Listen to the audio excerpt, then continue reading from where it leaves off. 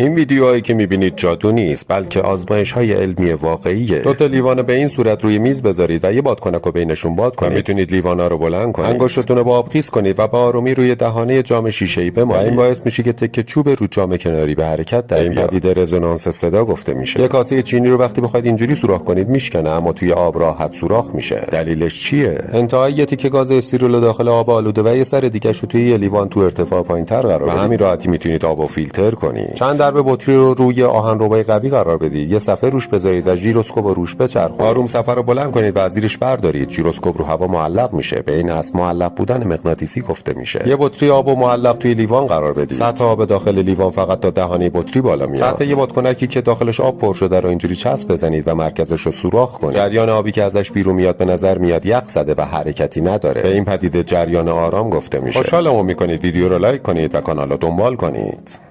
این ویدیوهایی که میبینید جادو نیست، بلکه آزمایش‌های علمی واقعیه. دو تا لیوان به این صورت روی میز بذارید و یه بادکنک رو بینشون باد کنید. میتونید لیوانا رو بلند کنید. انگشتتون رو با آب خیس کنید و با آرومی روی دهانه جام شیشه‌ای بمالید. این باعث میشه که تکه چوب رو جام کناری به حرکت در بیاد. این پدیده رزونانس صدا گفته میشه. یه کاسه چینی رو وقتی بخواید اینجوری سوراخ کنید میشکنه، اما توی آب راحت سوراخ میشه. دلیلش چیه؟ انتهای یه تیکه گاز استرول داخل آب آلوده و یه سر دیگه شو توی یه لیوان تو ارتفاع پایین‌تر قرار بدید. به همین راحتی میتونید آبو فیلتر کنید. چند درب بطری رو روی آهنربای قوی قرار بدید. یه صفحه روش بذارید و ژیروسکوپ رو روش بچرخونید. آروم صفحه رو بلند کنید و از زیرش بردارید. ژیروسکوپ رو هوا معلق میشه. به این اصل معلق بودن مغناطیسی گفته میشه. یه بطری آب معلق توی لیوان قرار بدید. سطح آب داخل لیوان فقط تا دهانه بطری بالا میاد. سطح یه بادکنکی که داخلش آب پر شده رو اینجوری چسب بزنید و مرکزش رو سوراخ کنید. جریان آبی که ازش بیرون میاد به نظر میاد یخ زده و حرکتی نداره. به این پدیده جریان آرام گفته میشه. خوشحالم میکنید ویدیو رو لایک کنید و کانال رو دنبال کنید.